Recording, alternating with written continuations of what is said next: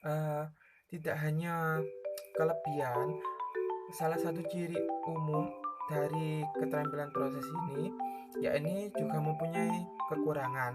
Apa itu? Di antaranya, yang pertama, membutuhkan waktu yang lebih, sehingga waktu relatif lebih lama daripada pembelajaran yang biasanya.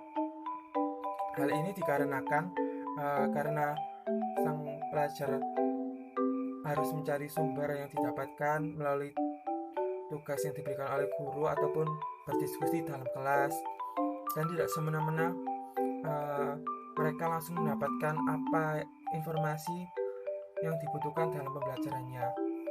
Mereka harus mencari dulu, kemudian mengolahnya, kemudian menyampaikannya, dan berdiskusi serta melakukan berbagai riset atau praktikum, pengamatan, dan menafsirkan seperti itu.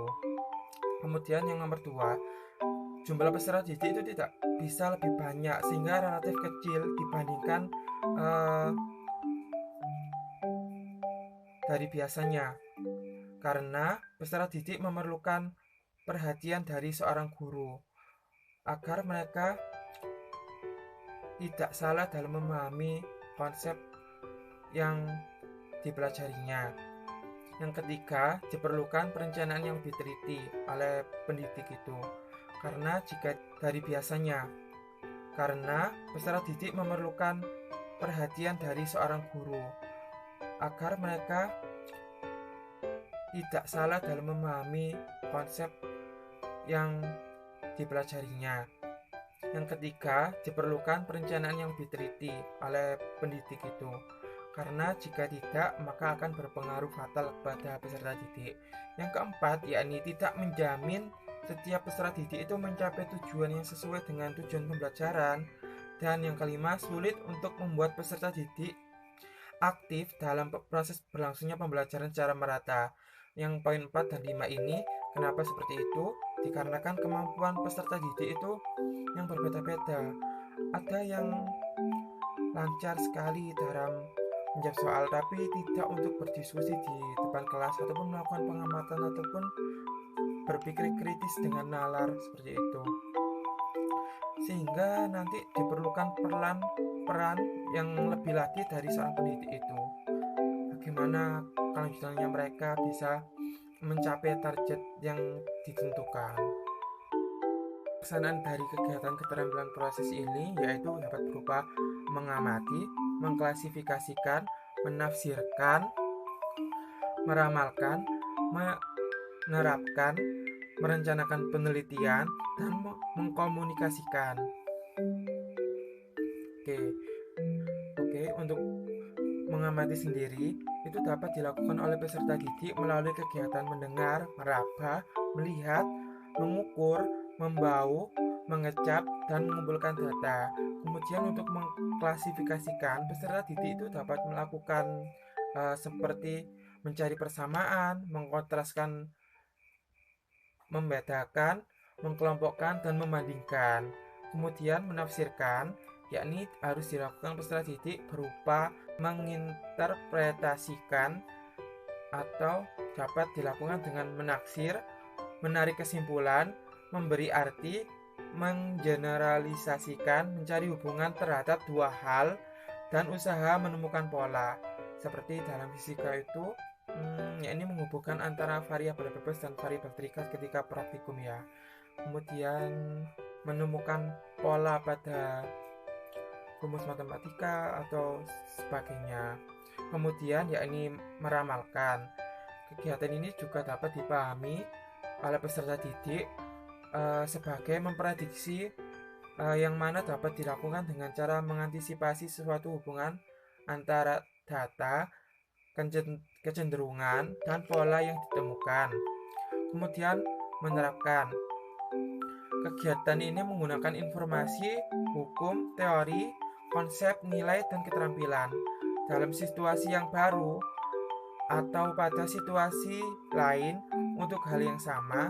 Selain itu, kegiatan ini dapat diperoleh melalui kegiatan mendeteksi, menghitung, menghubungkan konsep, membuat model, dan menyusun hipotesis atau hipotesa. Kemudian merancang penelitian. Dalam merancang penelitian biasanya peserta didik dapat melakukan aktivitas seperti menentukan objek atau masalah yang akan diteliti dalam penelitian itu, kemudian menentukan tujuan penelitian, menentukan ruang lingkup penelitian, menentukan sumber data, cara analisis atau analisis data, bagaimana menggunakan analisis apa, kemudian langkah-langkah untuk memperoleh data, yang terakhir menentukan sumber pustaka dan cara penelitian yang bagaimana. Yang terakhir yakni mengkomunikasikan. Nah, mengkomunikasikan ini dapat ditempuh dengan jalan berdiskusi atau mendeklamasikan, kemudian mendramakan, tanya jawab antara peserta didik dengan peserta didik atau peserta didik dengan pendidik, kemudian mengarang, dalam ini bisa membuat karya tulis ataupun hal semacamnya, kemudian dengan meragakan sesuatu ataupun dalam fisika dapat menggunakan alat peraga sebagai pembuktian seperti pegas, ya ada pegas dengan beban seperti itu, kemudian mengekspresikan serta melaporkan dalam baik itu lisan maupun tertulis, gambar maupun dengan penampilan. Bisa berupa lisan itu kita mempresentasikan, ya tulisan bisa berupa dengan laporan ataupun penampilan dengan menggunakan media seperti PPT, video dan sebagainya seperti itu. Next, berikutnya ada bentuk pelaksanaan dari kegiatan keterampilan proses itu sendiri, yang mana menyangkut 4 hal. Yang pertama ada pendahuluan, yang kedua kegiatan, yang ketiga mengadakan post test, yang ketiga adalah mengakhiri. Oke, untuk pendahuluan sendiri, di mana seorang pendidik atau guru, baik itu guru atau dosen, harus memeriksa peserta didik terkait bisa berupa tugas yang dikerjakan, sampai mana anak itu atau sampai mana kepahamannya, bagaimana ia menganalisanya, kemudian ia memberikan paraf terhadap hasil pekerjaan peserta didik tersebut. Ya, kemudian peserta pendidik membahas tugas yang telah diberikan itu tadi, namun tidak semuanya dikarenakan terkendala waktu dan materi yang banyak serta untuk menghemat waktu, yakni harus menjelaskan hal-hal yang penting saja, yakni mengenai hal-hal esensial. Yang ketiga, pendidik mengadakan apresiasi atau penilaian terhadap karya pendidik, kemudian pengarahan, pengantar terhadap tugas baru yang diberikan, dan yang terakhir dalam pendahuluan ini adalah pendidik memberikan motivasi bagaimana peserta didiknya itu atau agar peserta didiknya terpusat pada pelajaran yang diberikan. Nah, seperti itu. Berikutnya dalam proses yakni ada kegiatan yang mana ini harus diterapkan kepada semua peserta didik, baik itu yang berkemampuan lebih ataupun yang normal ataupun yang lebih rendah kemampuannya. Namun di sini peran pendidik harus ikut aktif mengikut sertakan peserta didik agar mereka dalam pembelajaran memperoleh semacam kemampuan mengamati, mengklasifikasikan, menafsirkan, memprediksi atau meramalkan, menerapkan kegiatan dan mengkomunikasikannya. Peran keterampilan selama proses peserta didik ini akan memperoleh atau dapat membuat mereka ingat secara lama apa yang diperolehnya dan lebih memudahkan mereka dalam memahami apa yang sedang dipelajari, serta mereka dapat mencari penerapannya dalam kehidupan sehari-hari atau implementasinya, serta dapat menerapkannya ketika mereka sudah dewasa dan terjun dalam dunia masyarakat seperti itu. Yang ketiga yaitu mengadakan post test. Apa itu post test? Pasti teman-teman sudah tahu. Post test itu tes yang diberikan kepada peserta didik setelah melakukan kegiatan atau pembelajaran mengenai suatu materi, yang mana itu untuk mengukur kemampuan mereka, dan pendidik dapat mengetahui sampai mana peserta didiknya itu berkembang. Dengan proses ini dapat dengan mudah mengontrol berapa persen atau seberapa besar tujuan belajar yang telah dicapai oleh peserta didik dan tujuan pembelajaran yang dicapai oleh pendidik itu, serta tujuan-tujuan yang belum dikuasai oleh peserta didik.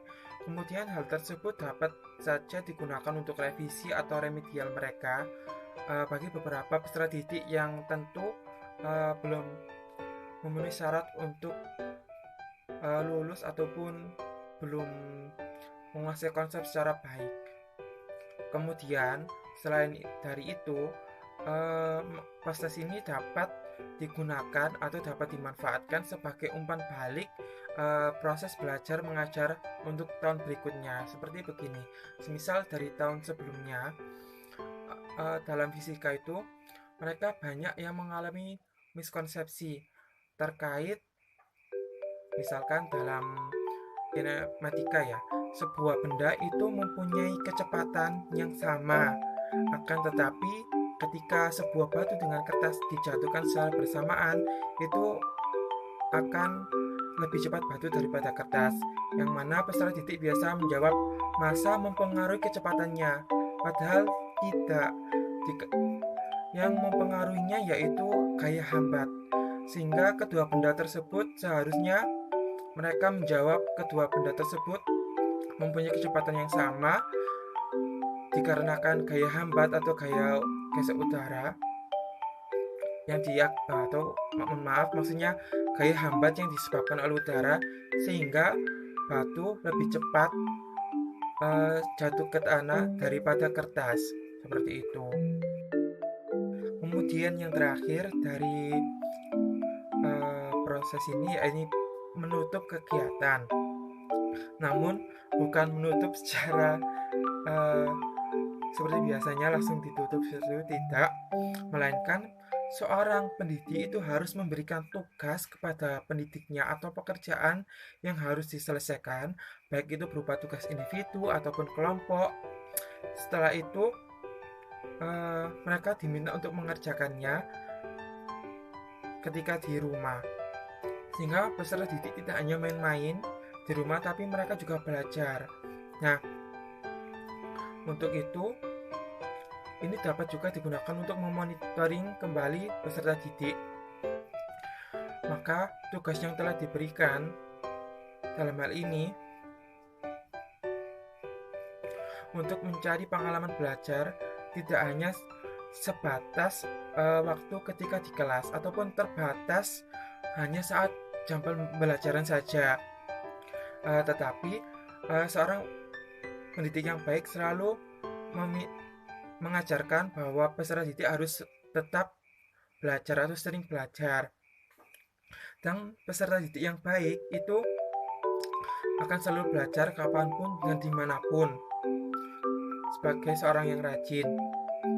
Maka dari itu diharapkan untuk mencapai produktivitas belajar yang memadai, maka waktu ditambah dengan di luar kelas, apalagi dengan media komunikasi saat ini.